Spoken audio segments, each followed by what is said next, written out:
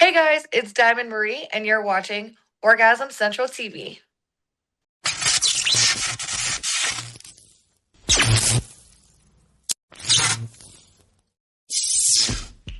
How did you get started in this industry? I actually started as a dancer when I was 16, and over time, just more doors kept opening up and more opportunities. And I kind of just dib and dab in a little bit of everything. Oh, wow, 16? Oh, Did, unfortunately. I had a baby, so I kind of snuck in with some old OGs, and that's how it started. oh, okay. All right. No shame there. What do you like most about your work and what do you like the least? Um, Now I said I do a lot of things. There's a lot of things I don't like and a lot of things I like. I like the pole fitness aspect. I like the erotic modeling. Of course, who doesn't love having sex? But I would say a lot of things about the porn world I'm not too fond on. Some of the customers in the strip clubs are assholes and not polite. And some photographers can be real creepy and, you know, overstep boundaries. So there's like pros and cons of everything. Right, right. I have noticed also there are some photographers and even videographers that will say, "Oh, I can let's do a photo shoot together," and you may never see those photos again. Oh, absolutely. That's happened to me a bunch. Oh, really? Yeah. And that's why model releases and documents are very, very important. And sometimes, even with them, you still don't get it back. But legally, if you wanted to take action, you could. So, I mean, they're very important. Yeah. So what was and you shot content or do you just dance or? I'm a published international model, adult star, exotic entertainer. I run my entertainment company. I also do content houses. I run a content link up house, and I do a lot. I'm a DV advocate. I'm just a jack of all trades. I do a little bit of everything. I'm a licensed bartender. The list can continue. You had me a licensed bartender. I just came back from the bar after work. I actually have a wonderful bar in my home. Oh, for real? Oh, is it? Wait, I think it's a little sideways. And I gotta turn my head. Oh, here, let me see if I can turn it around. Oh, wow. And then the license. And of course, you got me on the bar. Wow.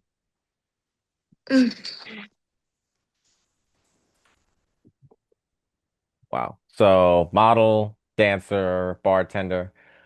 I think I might marry you. Adult star. Yeah. So, well, what was your favorite scene to shoot? Um, I mean, I've had some fun, but I don't think I have a favorite just yet. Oh no. Hmm. So, are there any companies that you're dying to shoot with?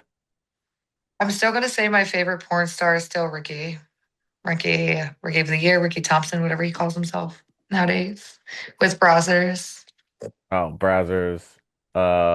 What? Yeah, there's also Blacked, Filth Fetish Studios. There's a bunch out here nowadays, and there's new ones every day.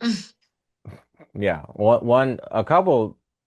My favorites, like American Mean Girls and Brat Princess. If you want to like bust men's balls, like they can do that for you too. But I've been trying really hard with to get more involved with Playboy, so Ah, I was Playboy. just in their like limited competition for like the inside cover and Playmate of the Year. That was through the Playmates of their website. I made it 6 out of 8 rounds. I was so close in the semifinals, but unfortunately, I couldn't go all the way. Oh, That's okay. Did they say what happened? it was voting, and I just didn't make it as far as I didn't make it to the top 40 out of millions of girls in the world. Yeah. Okay. Well, try again. Of course, I'm gonna keep trying. But here's one of those long-winded questions. According to the 2022 Free Speech Coalition, 46% of adult workers have been restricted on services like PayPal, Venmo, and Cash App. 36% of adult performers have lost at least one bank account. 55% have been denied insurance because of their background, and 50% half have been denied a loan because of sex work. What do you think of those statistics? They all fucking suck because a few of those happened to me too. They all fucking suck. And it shouldn't be like that because if you think about it, it still works. We still have to, put in a lot of effort into the craft, into the art and the entertainment. So, I mean, it's still a job. We still need, a lot of people definitely need medical attention and insurance and things of nature. As far as losing the pay things, who likes losing money? And I've had Cash App banned for God knows however long. So, I mean, I think it's rough and there should be a lot of adjustments, but who am I? One thing I've noticed about because whether we like it or not, like it's sex work is work, it's of like content creation Right. under that umbrella. So and talking to these women and them telling me all this stuff, I noticed like a lot of them they just shoot by themselves. They do their own video editing, they do their own content creation, their own lighting and their camera work and stuff like that. And it's yeah, it's a hard fucking job too. And it's like you It's a gotta lot of work and then you got to do the editing, the posting, yeah. the monetization, the legal aspects behind it. It's not like it's a lot more than just fucking on camera and calling yourself a content creator. Yeah, yeah, but also I've noticed that women do that. But when I give those statistics out, like from Free Speech Coalition, Hmm. a few girls say, "Well, that's bullshit because it's those statistics are probably higher." Oh, I'm pretty sure now they probably need to update their statistics because there's 10 times more creators every day. So it probably is a little low. Yeah, it's like, I mean, I just got banned from OnlyFans. How the fuck do you get banned from OnlyFans? wait, wait, I didn't know that. I didn't. How do you? I didn't even know that was possible, but I literally have my OnlyFans will be deleted on the 19th when my monthly subscription or whatever the fuck's over. Like they're deleting me from OnlyFans and I can't make another one. And I have no understanding why. So they didn't tell you at all why they were doing it. They just Nope. I even did an appeal and I'm shit out of luck. so and you can't create a new one? No, because you have to use your ID and your face to create an account. Oh, I, Well, I hello, this is Cupid. He comes to it, say hello. oh, how cute. Oh, that was cute. What kind of dog is that? He's a pug. Oh, oh, I got a Beagle Chow mix. So Oh, cute. yeah, well, she can be a little bitch, but Got it. But anyway, how do you think people can support sex workers? Uh, be less judgmental, more understanding, more giving to the understanding that we live and survive off of other people's entertainment and luxuries. But more or less just more understanding and respectful because it is a job. To some people, it is quite degrading, to some people, and it takes a lot of courage, strength, and a backbone to really do this type of thing to provide enjoyment and entertainment to others. So, um, yeah, that's pretty much what I would say. Yeah, I mean, it's true. It's like an industry that, like any other industry, and we do need it. Like, um, if nothing else, but for entertainment, we need it. Mm. Like, because I've noticed that a lot of really ardent, radical conservatives do not like you guys, and it's even though some of them might actually watch the content.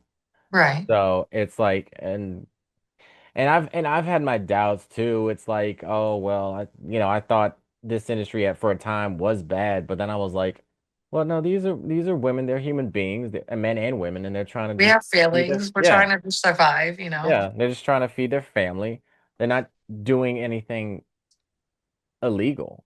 So it's like, and I can't knock it. And I gotta respect it too, because it's like, it takes courage to like put yourself out there like that. Mhm. Because you don't know how people are gonna view you. And I'll And once a lot of things are up there, there's no going back, and there's no like trying to get it off Google. yeah, that's the courageous part. You can once it's kind of up there on the internet, there's no going back. and that's true. And though, of course, down the line, some of these girls might have some regrets and like do things like, oh, well, I wish I wouldn't have done this with that guy because, and now it's up on the internet and stuff like that. Because I've talked to those types of women too. Right. Like yeah. And I guess live and learn. But I mean, I always been giddy with this industry too. Well, Sometimes you gotta be. yeah, yeah. But what makes you stand out in this industry? I'm very different. I like to be different. I don't like to do the same things as everybody else or be like everybody else. I try to be authentic and unique. I'm clearly full of tattoos, so that's a big difference. I don't know my drive. I can't say people don't have goals or driven, but by opening different niches and doing different things and continuously, endlessly hustling and doing things, I guess I just feel where I find my own strength and where other people might find it with me because people will look up to me. And where do you see yourself in 5 to 10 years? Hopefully retired Oh, in 10 years? or less. And, Happily married and retired. and what's your greatest accomplishment in this industry? I've brought myself this far. I do everything by myself. I'm my own booking agent, talent scout, financial advisor, travel advisor, marketing, social media management. I do everything by myself, and believe it or not, I find it easier running all of my businesses the old school way by pen and paper. I don't use online schedulings. I don't use all of those things. I do everything like the old manual way, and I've brought myself this far. So it's very congratulating, and I feel very successful. But I can only take myself so far. But as of right now, that's what I feel accomplished. That's how I feel the most accomplished. Well, you definitely look it. Look it, Thanks. yeah. No. Wow. No, you got an aura behind you that's really attractive. Oh, I For real. appreciate it. No, no, because like one day I know one day you're gonna be so big, like you're gonna be working with you're probably gonna own Brazzers. I know this is like weird, but I've always thought of it like Tupac. So nobody liked him, and it took him about 10 years to create a name for himself. It took him 20 to be a household name, and to this day, he's still a household name. So I feel like the people who blow up overnight and have their 15 minutes of fame, um, it doesn't last long. It won't be around long. And the people who work hard, strive hard, and continue even though they haven't blown, when they blow and they stick around. That's actually a good way of thinking that because people like SoundCloud rappers that blow up in like really, really, really fast, like Lil Xan, and he had a few Who's that? songs. Yeah, exactly. See, and no one's heard of him since. Okay. Well, when you get off this call, you gotta look up Lil Xan. It's okay. It's Lil Lil space Xan Xan, like a Xanax. Sounds like a drug addict. Yeah, he looks like one too. Oh boy. I'm sorry if he ever watches this. I don't know who you are. I don't. Well, I mean, I don't. No, I think he is because like all those SoundCloud rappers blew up real fast. No one knows who they are, or they're known for the wrong fucking reasons. Like Tekashi 6ix9ine is, I guess, now known for Like, who the snitching. fuck gets famous for having a long tongue or a long fucking neck? Like, Who's famous for a long neck? Which rapper? no, not a rapper, just in general. Oh, well, Right. I mean, Or, when the or guys, famous for looking like an alien. I mean, that's something you would see at like Guinness Book of World Records, like inside there. But then, people would read that and then forget about the next couple of days or Who so. even picks up a Guinness World Records book anymore? That's like so 2000, early 2000s when they still printed them. I still read some of those. Poor love bug. Let me guess, you read comics too. No, but I watch the movies. I'm not that much of a nerd. Well, I was saying because I'm actually creating a comic book, so you might want to. Oh, okay. Well, I should. Well. I mean,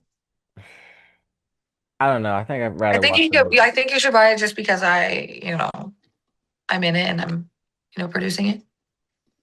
Yeah, hmm I'm actually also tattooing Barbie dolls with my tattoos on them. tattooing, but Like it's gonna be a Barbie doll with all of my tattoos on it. So like a replica. oh, so a replica of you?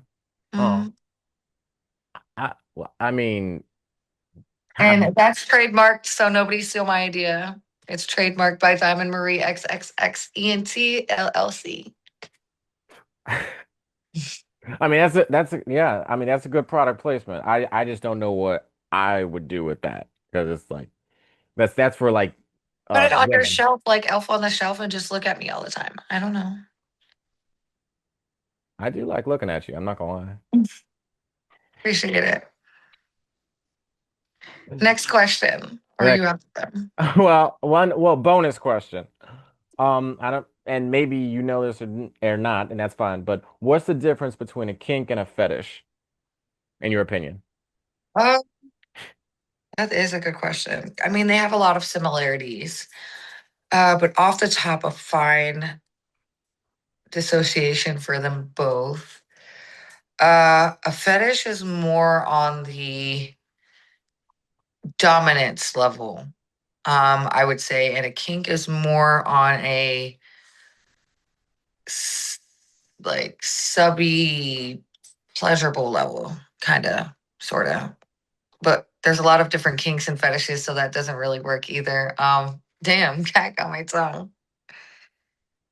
What's yours? I mean, well, what I've learned is that a kink is what you're interested in, like you're kinky and whatnot. Like, oh, like I like leather, and that kind of makes me kinky, or latex, that kind of makes me So kinky. the difference between interest and action. Yeah, interest in action, and then fetish is what you need to get off. Gotcha. That's my definition, miss. But anyway, it was really a pleasure talking to you. Yes, indeed. But you have a wonderful night, miss. Of course. And I look forward to talking to you again. And thanks for having me on Orgasm Central TV.